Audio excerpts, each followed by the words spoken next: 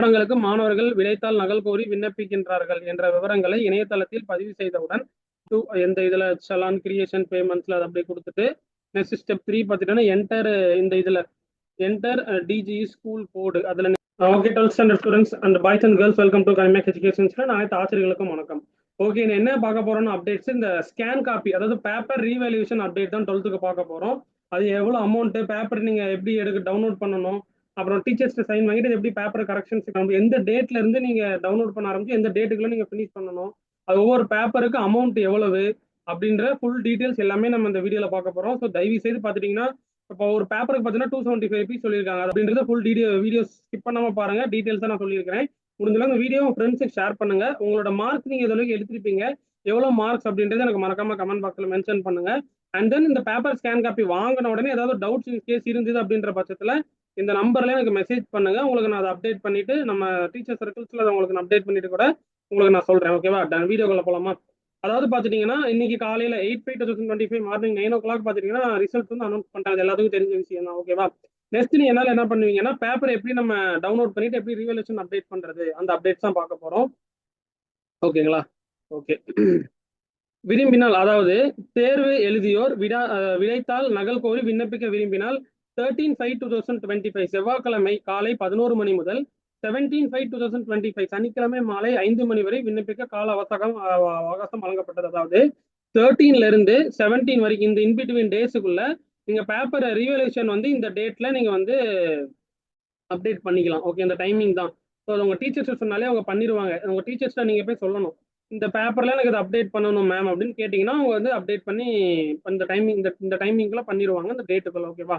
விண்ணப்பங்களை பதிவு செய்ய விரும்பும் பள்ளி மாணாக்கர் தங்கள் பயின்ற பள்ளி வழியாகவும் தனித்தேர்வர்கள் அவர்கள் தேர்வு எழுதிய தேர்வு மையங்கள் வாயிலாகவும் விண்ணப்பிக்கலாம். அப்படின்னு நல்லா கவனிச்சுக்கோங்க. நீங்கெல்லாம் விண்ணப்பிக்கணும் உங்க ஸ்கூலுக்கு போயிட்டீங்கன்னா உங்க ஸ்டாஃப்ட சொன்னீங்கன்னா அவங்க அப்டேட் பண்ணி கொடுத்துருவாங்க. தனித்தேர்வர்கள் வந்து அவங்க தேர்வு எழுதிய தேர்வு மையங்களுக்கு போனீங்கன்னா விண்ணப்பிச்சுக்கலாம். ஓகேவா? அதுதான் சொல்லியிருக்கிறாங்க டீட்டெயில்ஸா.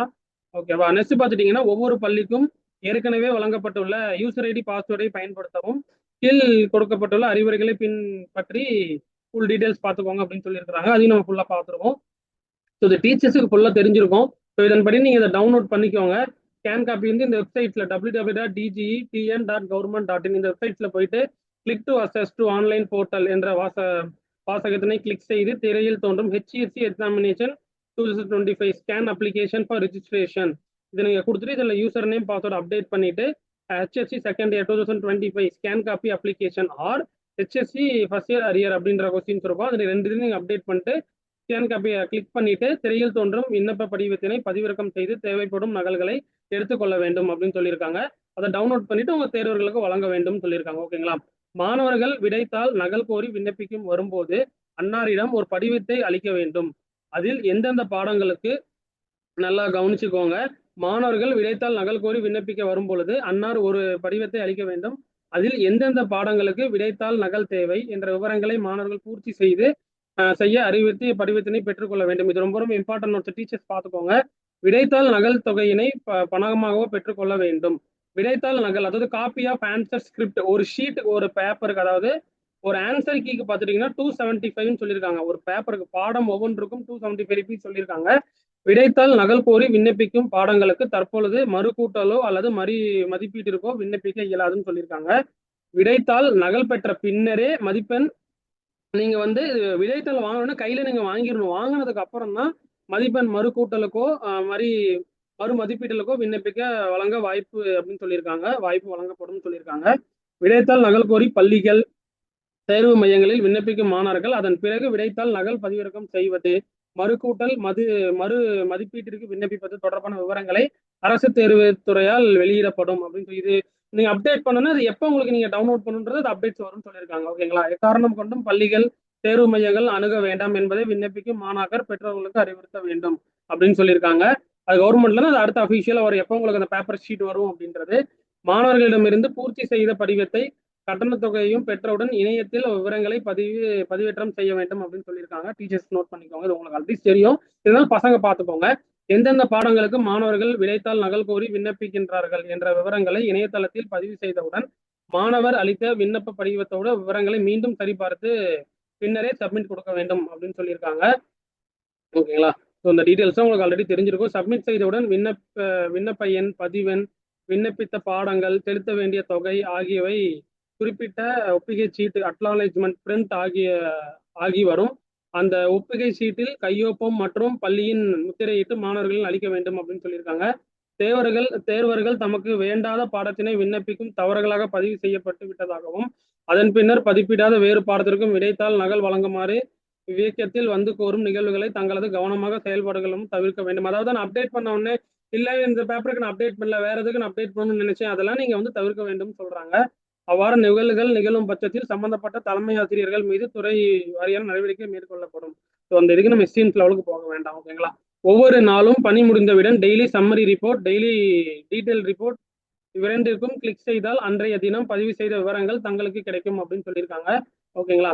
நெக்ஸ்ட் 19/5/2025 அன்று காலை 11 மணிக்கு final summary report, final detail report என்ற பகுதியினை கிளிக் செய்தால் தங்கள் பள்ளியில் விடைத்தாள் நகலுக்கு விண்ணப்பித்த மாணவர்கள் விவரங்கள், விண்ணப்பித்த பாடங்கள், பெறப்பட்ட மொத்த தொகை விவரங்கள் தெரிய வரும். இந்த ரிப்போர்ட்டினை 2 நகல்கள் எடுத்து பெறப்பட்ட தொகையினை +1 அரியர் கேண்டிடேட் எழுதியிருப்பாங்களா அவங்களுக்கு, ஒரு +2 தேர்விற்கான விடைத்தாள் நகல், விண்ணப்ப எண்ணிக்கை, கட்டண தொகை ஆகியவற்றை தனித்தனியாக பட்டியலிட்டு அதனை www.karuvulam.tn.government.in என்ற இணையதளத்தில் சென்று இணைப்பில் காணும் வழிமுறைகளை பின்பற்றி கட்டணத்தை செலுத்த வேண்டும் அப்படின்னு சொல்லியிருக்கிறாங்க.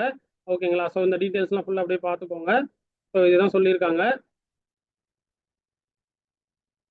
ஓகேங்களா.